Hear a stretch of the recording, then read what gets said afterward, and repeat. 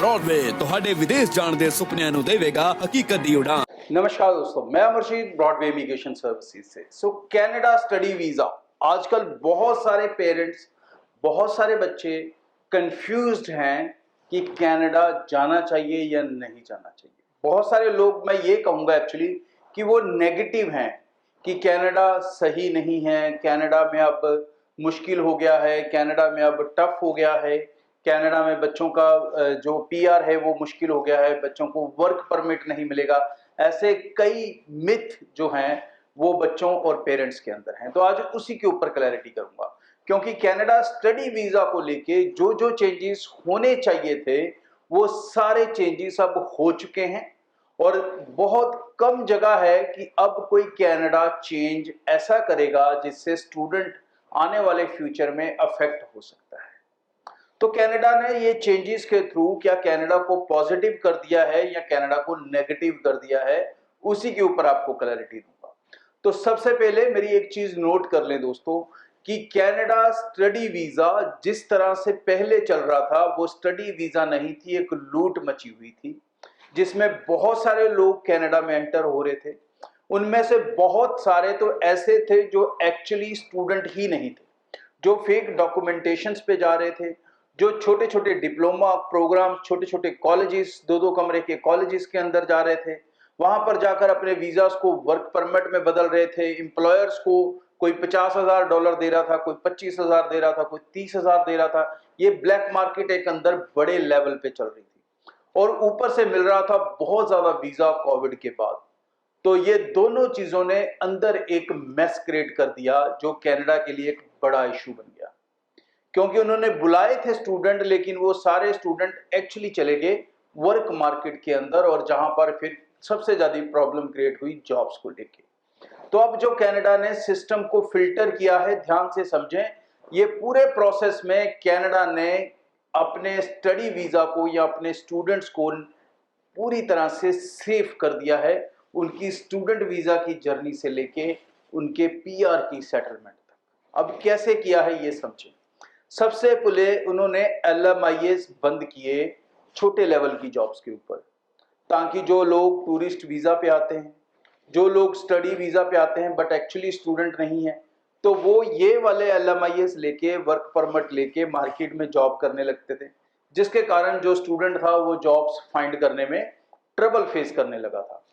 फिर उन्होंने बंद किया, जो कोविड में एक रिलैक्सेशन बना था कि आप उस LMIA से वर्क परमिट ले सकते हैं घर पे बैठे बैठे ऑनलाइन अप्लाई करके, तो उस ऑनलाइन प्रोसेस को उन्होंने बंद कर दिया और वर्क परमिट का प्रोसेस उन्होंने फेस टू फेस बॉर्डर पर लेके कि बॉर्डर पे आओ, वहां पर अपना इंटरव्यू दो और अपना वीजा ले लो। तो एक वो जो मार्केट थी वो उन्होंने बंद की। दूसरा, जो स्टडी वीजा में उन्होंने चेंजेस की, उसके अंदर चेंजेस की खासकर ऐसे कॉलेजेस और ऐसे कोर्सेज को उन्होंने नकार दिया जो एक्चुअली किसी तरह से भी ना तो स्टूडेंट को बेनिफिट देते हैं और ना ही उस कंट्री को बेनिफिट देते हैं, यानी कि कनाडा को बेनिफिट देते हैं।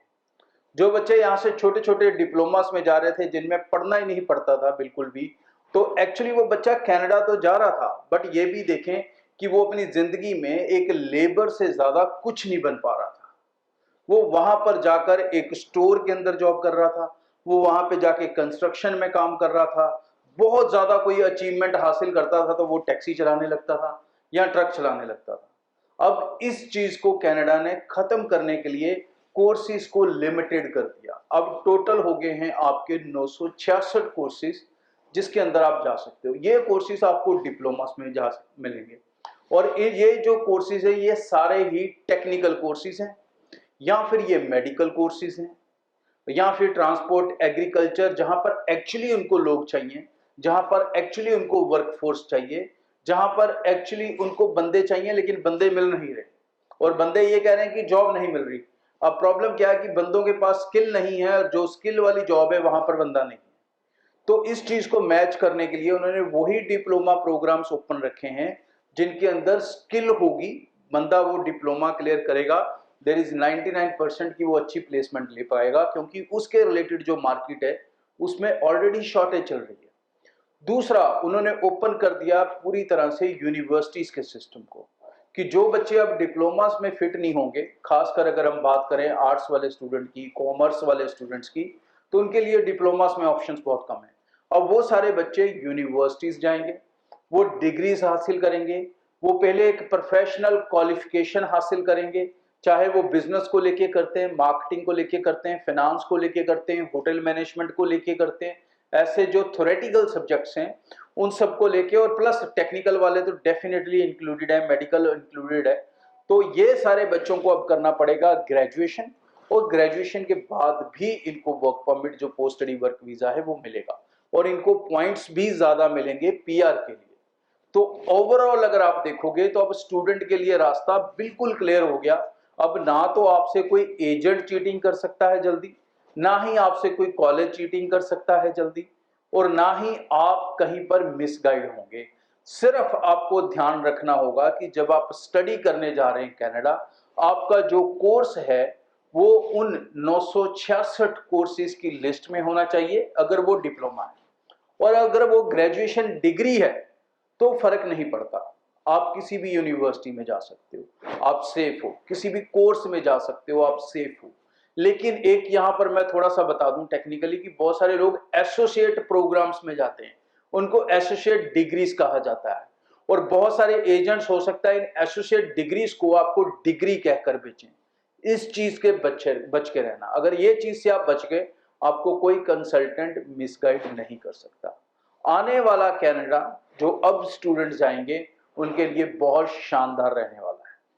अगर आप प्रेजेंटली भी अपने दोस्तों से पूछोगे जो पिछले 3 से 6 महीने में कनाडा के अंदर चेंजेस आई हैं, और जो प्रेजेंटली भी वहां पर बहुत सारी रेड इलीगल इमिग्रेंट्स के ऊपर हो रही है, उन्हें पकड़ा जा रहा है, तो आप अगर अपने फ्रेंड्स से, दोस्तों से, रिश्तेदारों से वहां पर पूछोगे तो सिचुएशन पहले से दिन ब दिन बेहतर होती जा रही है। लोगों को जॉब्स मिलने लगी हैं। अभी भी जो बच्चे ज्यादा ट्रबल फेस कर रहे हैं वो ब्रैम्पटन साइड में कुछ हैं, कुछ वैंकूवर साइड्स में हैं, but rest of the Canada में फिर भी सिचुएशन बहुत ज्यादा बेहतर है। और यहाँ पर इसलिए है क्योंकि यहाँ पर बहुत सारे प्राइवेट कॉलेजेस थे जहाँ पर बहुत सारा बच्चा गया अपने लालच के कारण, और ये सिचुएशन क्रिएट हुई है। प्रॉब्लम ये नहीं है वहां पर जॉब्स नहीं है, प्रॉब्लम ये है कि जॉब से ज्यादा वहां पर लोग आ चुके हैं, और वो भी इन्हीं शहरों के अंदर। पूरे कनाडा में ऐसी कोई प्रॉब्लम नहीं चल रही। तो ध्यान से अपने एप्लीकेशंस को लगाएं, सही कंसल्टेंट से लगाएं, सही ईमानदार कंसल्टेंट चुनेंगे, राइट इंफॉर्मेशन के जरिए आपको वो गाइड करेगा, और अगर आप गवर्नमेंट पॉलिसीज को समझकर चलेंगे तो आप बिल्कुल सेफ रहेंगे। Thank you. ब्रॉडवे ਤੁਹਾਡੇ ਵਿਦੇਸ਼ ਜਾਣ ਦੇ ਸੁਪਨਿਆਂ ਨੂੰ ਦੇਵੇਗਾ ਹਕੀਕਤ ਦੀ ਉਡਾਨ।